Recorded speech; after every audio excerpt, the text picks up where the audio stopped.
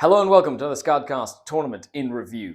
I'm going to go to the All Is Dust tournament. 6 rounds, 54 players.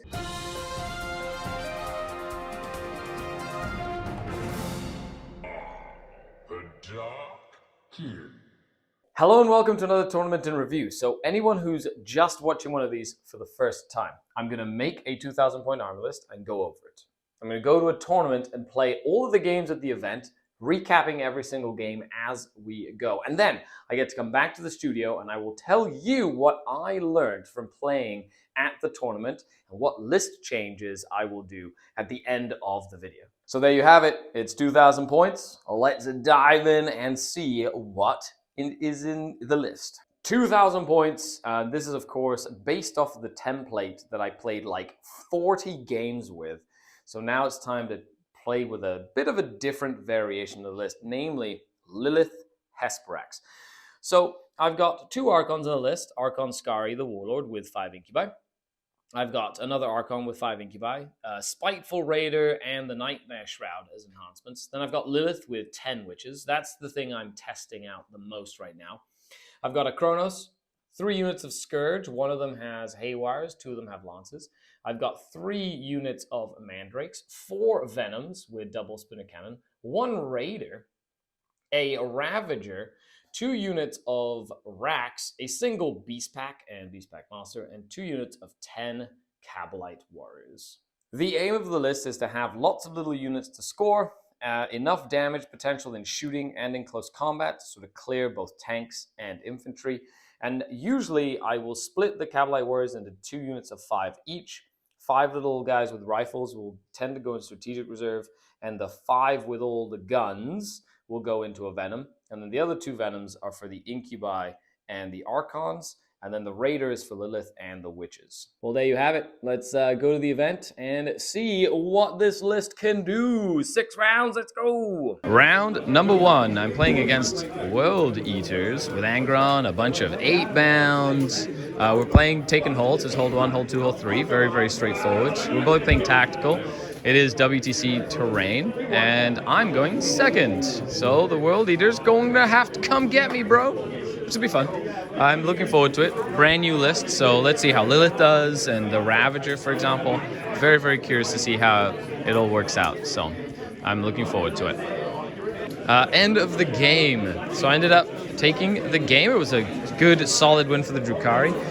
Going second really helped, and I was able to essentially, basically zone out the table from Angron coming back. He did come back 1 time, and then some rapid ingress 8-bound that I was able to push basically way into the back corner. Other than that, the World Eaters came at me in like piecemeal. There's like 1 unit, then another unit, and I feel that that was a little easier to deal with. If they all rush you at 1 time, it can be hard, but I know my army can kill 20 8-bound in a single turn. So if they get too aggressive, you can kill a lot of stuff, but then I have less things at the end of the game. Other than that, it was a fun game. So with that, let's go on to round number 2, playing on the same table for round 2, but a different mission. So, well, same table layout. So, and this is one of my favorite WTC layouts, which is really, really cool as well. Round number 2, playing against Chris and his Custodes. It's basically 30 Custodians, which is crazy. Lots of Wardens. This is probably one of the toughest matchups for me. So, wish me luck. And let's see how it goes. It's on a good mission for me, though. So we'll see how it goes. But he went first, so he's rushing at me, which is what I would do if I was the Custodes player. And that is game. I ended up losing the game by 19 points. So it's about a 13-7, which is about what I expect when playing against Custodes. I can get points out of it in the differential, but it is very tough, especially when they go first and they're able to jump up on me. I got a little unlucky with the cards at the end, and I drew cards that I couldn't score. But other than that, it was a fantastic game, and I cannot wait to practice it again. All right, so with that, 1-on-1, let's go into round number 3. And here we go. This is round number 3, playing against Mr. Parnell and the Necrons on Tabletop Live, so make sure you check them out. I'll put a link to the game down below, but it's Hypercrypt on Purge the Foe, Kill more, Hold more, which is going to get wild. He took fixed, I took tactical. It's going to be a fun time. I did end up winning that last game against Necrons, and now it is against Invasion Fleet Tyranids on vital ground. That means there's no objective in the middle of the board. It's going to get intense. Okay, on playing field, which is going to be awesome. So, looking forward to it. Last round of the day, and I already have some really cool ideas that I want to do with my Dark Eldar. So, get excited about it, and I'll talk about it when we go back to the studio. Okay, so I did end up winning the last game against the Tyranids. Basically, rushed him and stopped him from getting out of his deployment zone, and then basically just lost my whole army, but ended up winning because he just couldn't leave his zone. But now I get to play against Custodes for a second time. So this is the ritual. I'm playing against Will Paul, who's fantastic. Really looking forward to this game. And his list is a little different than Chris's. He has the Lars Terminators, so less units, but like more chunky units. He also has assassin support as well. And this is the table we're playing on. So, wish me luck. I'm really excited about it. It's going to be a fun time. And that's the end of the game. I did win this game, 90-44. It was a couple of failed charges early from the Custodes. Gave me breathing room, so I was able to put some move blocking units and then isolate and essentially focus on one big brick at a time. And that's kind of like was the thing. While I made objectives basically all across my line to sort of force the Custodes to try and get everywhere, which was very tough for them. So that was a good game. Will played awesome. It was fantastic. Let's go to the last game of the weekend. Last round, playing against Black Templars, Ironstorm, playing against Cody, who I gambited against the last GT. He still feels sad about it. And I went first against Ironstorm. I killed Reaper, and then I killed an Impulsor and a couple of dudes and a Tech Marine.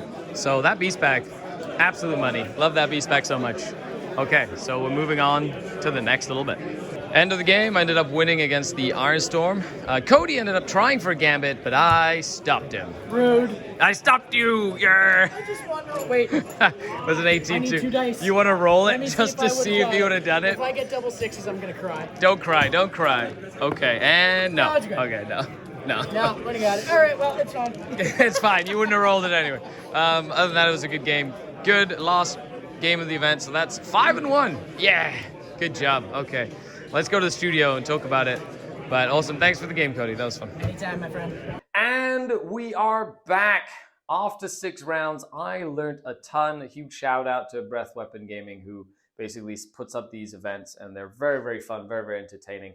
I came in 4th place with a 5-1 record out of 54 players, which is fantastic. I also snagged a golden ticket to go to the World Championships of Warhammer in Atlanta in October. So I'll see you there, and I'll probably be rocking my Drukhari, which will be amazing. I cannot wait to compete at that level with everybody from all over the world as well. So I did learn a few things. Let's go to the list and we'll break it down. Time to go through the good, the bad, and the ugly. Okay, number 1, I just want to say this. I am a Lelith Hesbrax convert.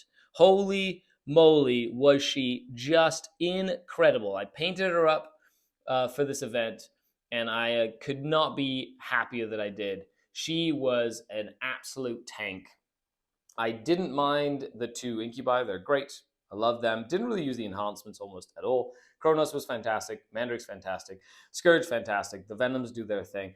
The Raider was not bad, actually. I enjoyed having the 1 Raider in the list. The Racks were good. The Beast Pack was amazing. Amazing. And the Ravager was literally useless. Honestly, I'm so sad. I used it more as a screen than anything. And on the way back, I was essentially thinking, well, what am I going to change? I love the style of the list, but there's a couple of things that are like dead weight. So what will I change in this list moving forward? Well, the first thing I need to get rid of is that Ravager, because it's literally pointless. That allowed me to have enough points, boom, to put in a 2nd Beast Pack. The entire time, especially into the Custodes matchup, I wished I had a 2nd Beast Pack that I could use for especially move blocking. So 2nd Beast Pack, done. Ravager goes away. Then it gave me a few points left over, and I was like, what am I going to use points for? So I decided to drop a unit of Racks and drop Spiteful Raider. With the 10 points from the Ravager that I had left over, I have 80 points left, which allows me to put a single Talos in with twin liquefier gun, twin haywire, and a gauntlet. Gives me a little, like, another little tanky unit that I can use, some more haywire, so I can use it against tanks. But the biggest thing I wanted was that Beast Pack Master. And that is the change. Everything else stays the same, just really fiddling around with, like, about less than 200 points of the list. And I really think that that is going to be the key to this list just being awesome. And there you have it. Let me know what you think with a comment down below. Of course, beast packs are not really available. You have to either print them or convert them or find them secondhand. I actually have the old metal models, and I've got a few of these actual Chimera, but that's a warg from Lord of the Rings. That's a Fenrisian wolf, because why not? And then these are Zombicide crows from the game Zombicide, which come like 15 to a box if you can find a box of those. They look really good, so I like using those. And there you have it, folks. 2,000 points of Drukhari Sky Splinter Assault. Thanks a lot for watching, everybody. I hope you enjoyed, and I hope you learned a few things. I'm very excited to continue to play with the Drukhari, and I am constantly learning and trying and innovating and doing new things, which is really, really awesome. A huge shout out to all of you for watching. Thanks for liking, sharing, subscribing, and to all the channel Patreons. It's the denizen community that allows me to go to events, make videos like this. So if you'd like to support the channel further, the link to the Patreon is in the description. You get access to our bonus Discord. We do bonus videos every single week. We even do like tabletop simulator, TTS leagues and stuff. So hop on over and I'll see you there. Other than that, I've been Skari, your grateful host, signing off until next time. Skari out. The Darkkin. Bye, everybody.